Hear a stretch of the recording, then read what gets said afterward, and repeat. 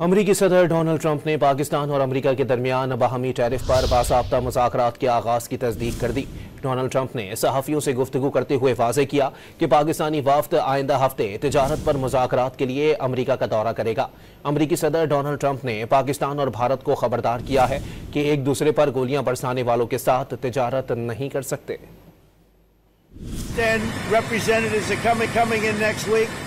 And India, as you know, we're very close to making a deal with India.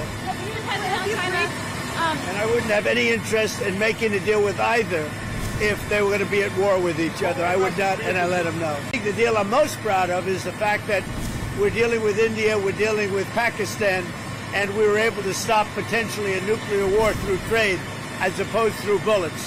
You know, normally they do it through bullets. We do it through trade. So I'm very proud of that. Nobody talks about it, but we had a very nasty potential war going on between Pakistan and India. And now if you look, they're doing fine.